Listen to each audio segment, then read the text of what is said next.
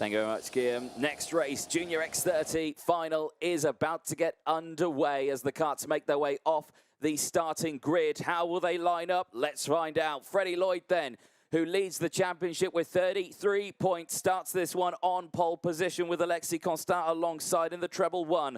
Thibaut Ramekers, the number 3 last year in the Junior X30 category, starts on 3rd on the grid on row 2 with Rocco Coronel alongside. Harry Bartel and Thomas Kinsey, they go from row 3, rounding out the top 6 with Lewis Kuman and Vilma Svan, who round out the top 8 on row 4. Tyron Kennard and Joey Brown go from row 5, rounding out the top 10 from George Nassar and Felipe Carras on row number 6. Zach Green and Cathal Clark go from row 7 from Sasha Van Bad Bosch and Jensen Graham. Harrison Mackie and Eva Dorriston will go from row 9. Joseph Smith and Bertram Sash, they round out the top 20 on row 10 from Isaac Phelps and Johan Helder on row 11. Sandro Perez and Morgan Moore start this one from row 12 with Romeo Bracel and Sam Woolley rounding out the top 13 rows. Walter Bergenu and Henry Carter go from row 14 with Clovis Nevenier and Jean-Paul Carras rounding out the top 30 on row 15. Angelina Proenca and Sienna Munier round out the top 16 rows all the way back in 31st and 32nd place. The last 2 rows are dominated by Matteo Davenu, Austin Gale, Arthur Huang and Toby Gale at the back of the grid. But nonetheless, we've seen shake-ups all the way throughout this one. We've seen the front runners tumble down the order in these treacherous conditions. Will we see that again this time around, or will everyone get a good start off the line? Let's find out as 14 laps of racing is about to get underway. Race due to start at 2 o'clock. It did indeed head out on track at 2 o'clock. The green flag goes out at the end of these 2 warm-up laps, and I'm sure these drivers will be trying to find any sort of grip out there. The track is now completely wet out there. The rain tumbled all the way through the Mini X30 final and just before as well. So these drivers should be used to these conditions. They had the whole day like this yesterday where they had to deal with the wet conditions. So hopefully this time around they should have the knowledge of dealing with it. Like we say, Freddie Lloyd leads the championship by 2 points from Sandro Perez. Thomas Kinsey 3rd in the championship standings with only 26 points from Cathal Clark. Harry Bartel, Hugo Manes, Timo Ramekers and Alexis Constant, who ran at the top 8 with just 11 championship points. The championship is close, but who is going to end this one leading the championship standings? Could it be Freddie Lloyd? Could it be Sandro Perez? Could it be Alexis Constant? Who knows? All these drivers primed, ready. The grandstand's full with the drivers and parents smiling away, ready to get this race underway as they exit out of the final corner into the tram lines. Is it green flag? Oh, first time of asking, it is. Good start from the inside row then as Freddie Lloyd dives to the inside, maintains the lead as he goes in, but round the outside there, who is that? Is that Coronel? It is Coronel, and it is also Alexis Constant as well. Constant up into 2nd place and Constant into the lead. Constant into the lead now as he goes through in towards turn number 2. The driver who started on the outside row, but now he gets swamped by the other 2 drivers. Lloyd and Timo Ramekers goes through. Bartel knocking wheels with the number 58 of Louis Camon as they exit out of turn at number 3 in towards turn number 4. Ramekers now takes the lead. The number 3 from last year, 3rd in the championship currently, who is in 7th in the point standings right now, leads this final. Lloyd to the outside line there, sweeps to try and get the momentum out of the corner of turn 6, but can't quite get enough. This has been a brilliant start so far. Different lines, different level of grips, and you can see the drivers fighting already the way through, clipping the curbs in the first sector. But what a start it was from Thibaut Ramekers. So what did I tell you about the skills of these young drivers? Whatever the conditions, dry or wet, as Rocco Cornell is pushing as well to keep the number 15, also Vilnius Van just behind. Drivers completing lap number 1 out of 14 in this final. Watch out not to put 2 wheels into the grass into the last sector into number 12. Josh Nassar is picking up an investigation flag as we're back with the lead. The number 30 as well further back that we saw going around the wrong way actually in turn number 3. Going a bit wide, and he was able to get himself back onto the track. It was Joseph Smith running in P13 at the moment, as Thibaut Ramekers had a perfect getaway on the inside on the way to turn number 1. He was able to surprise both Constant and Freddie Lloyd. Let's not forget that Alexis Constant was one of the strongest competitors in the qualifying heats. He, unfortunately for him, lost a result in his last qualifying heat, promoting Freddie Lloyd to a pole position in the end. as it was another driver, my apologies, who picked up a front-fairing penalty in one of the races. As a result, Freddie Lloyd was up there, and watch out for the battle, Rocco Coronel against the Swedish driver, Svan, just further back. They are both respectively in P5 and 6 in front of Thomas Kinsey. Then we have a good recovery from the number 17 as well, picking up a few places up into 12th place and a little bit better than now in P8 in front of Sache Smith, running up the top 10, led by Thibaut Ramakers, so 6/10 of a second now for the young Belgian, who could not have dreamed of a better start to its final. Yes, indeed. One of the carts going slightly wide there. It's the number 16 that's gone awry at turn number 12. That's George Nassar, who is under investigation at the moment for the start of that race. Now tumbles down the order somewhat as we come back to our battle for second place here. Alexis Constant and Freddie Lloyd. Now, the points at the moment, Freddie Lloyd does lead the championship standings at the moment. And there's a cart coming to a stop. It's the Optimum. It's Joey Brown. And the number 12 is coming to a halt. And what corner is that on? That is on the exit of turn number 2, where that cart's come to a stop. And, well, what can you say about that? The engine's still running, but no, it's gone. It's completely stopped, and he's out of this race. What a disaster for Joey Brown, the young Brit who has had a pretty decent weekend so far, for it all to come to blows in the final. He retires this one after only 2 laps of racing. Ramakers leads, though, and Alexis Constant now still 9/10 of a second down. This is more of the Timo Ramakers that we're used to seeing in the earlier stages of this year in Spain. Gets to the front, maintains the momentum, drives away, and does what he needs to do. We didn't expect to see it this weekend, as he's had troubles all the way throughout the weekend, but right now in the final, he's doing exactly what he needs to do, and he'll be enjoying this with the championship standings. He'll promote him up into P2 in the championship standings with 42 points.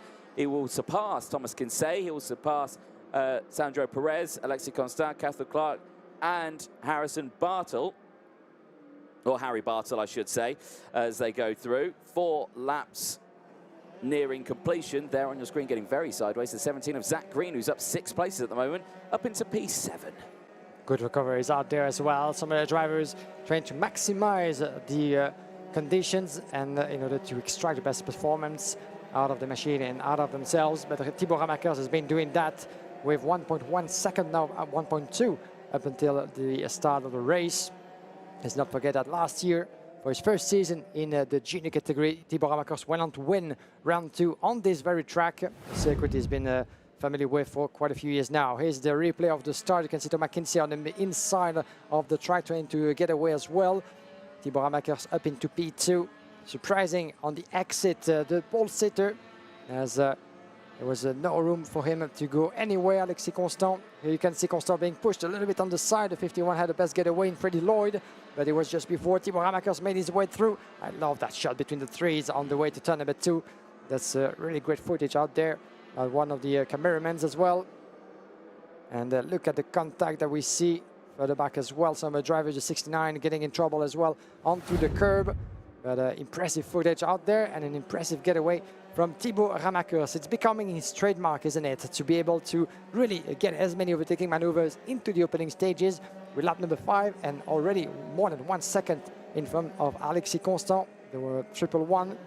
But Constant still has something to say in this race. And by the look of it, it seems that the gap has been decreasing. Look at how close they just become. 6/10 of a second now. So there might have been some trouble for Thibaut Ramakers, or maybe at the same time, even though Ramakers had the fastest lap just before, certainly will go the way of Alexis Constant, who was much faster on this last lap. Maybe mix that with maybe a slight mistake when it comes to Thibaut Ramakers. Let's have a look.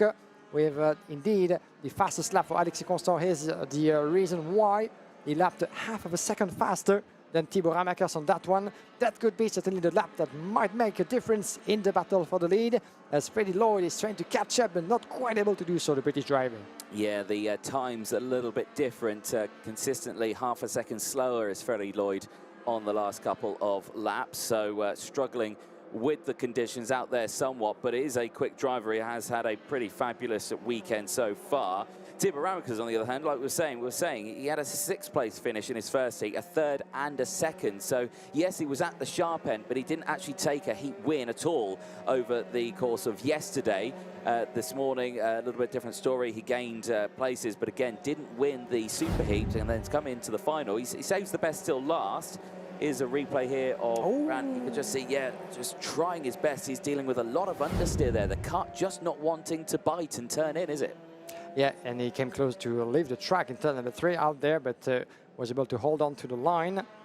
Good piece of driving from Freddie Lloyd, but as a result, he lost 1.4 seconds on Alexis Constant, so all chances of stepping on higher than 3 in this race might have been gone for Freddie Lloyd.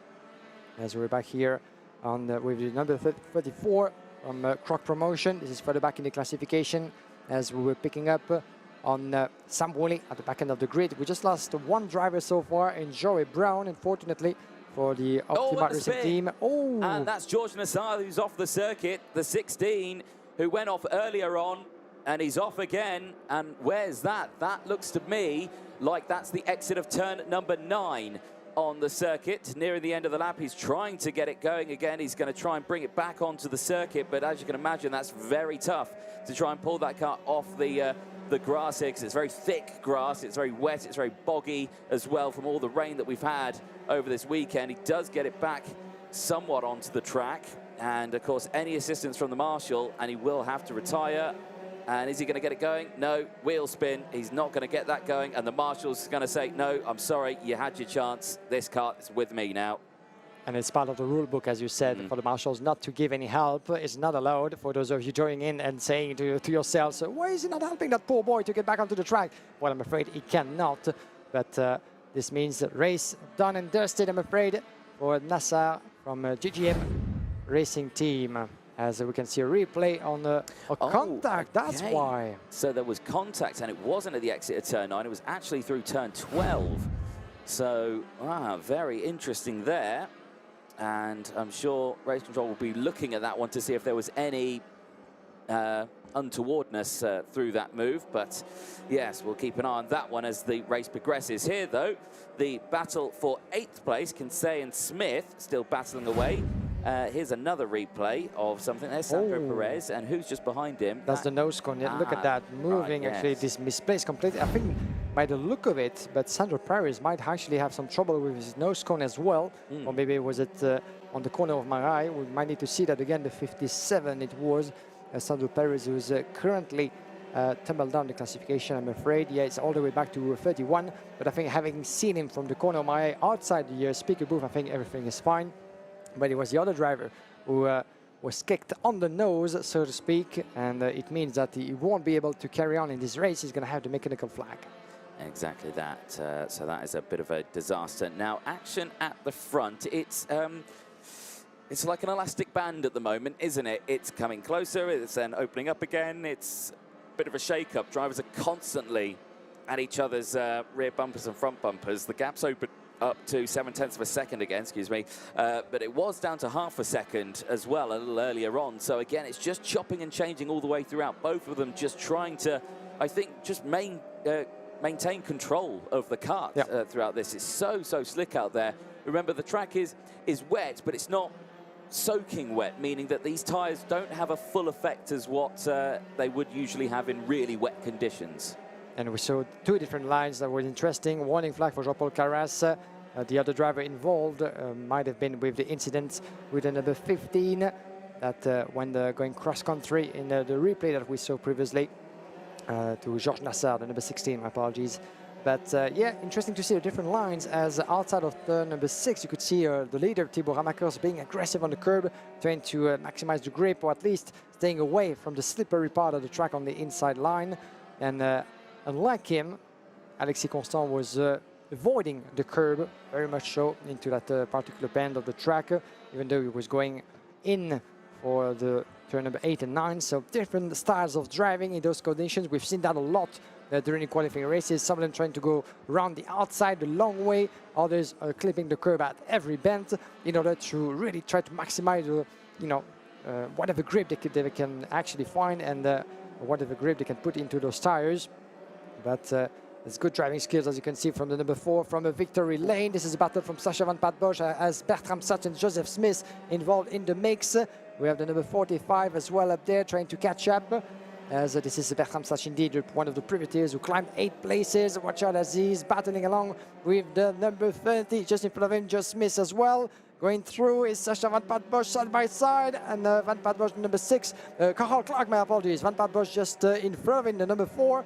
And it's good to see Carl Clark back into racing mode. He won the last superheat, as we have the number 60, Clovis Nougarate from Victory Lane, having to retire, unfortunately.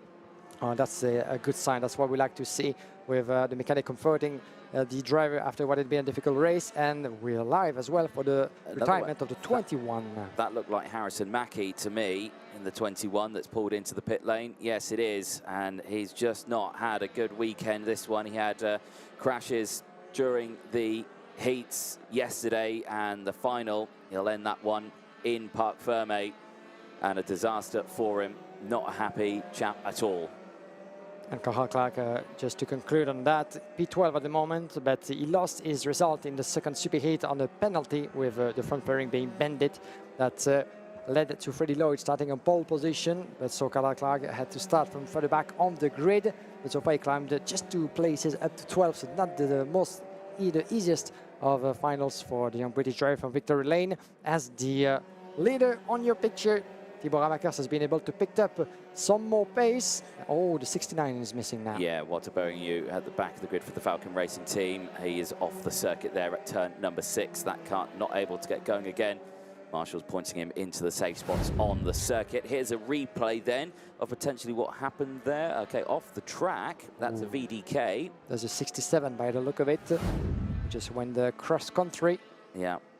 And not the way you want to do it. That is Matteo Davigno there, who's currently in P20, who's up 13 positions, so is on a good race at the moment. The same with Toby Gale and Austin Gale. Those two have followed each other, both the crop promotion drivers working together there and moving up the order.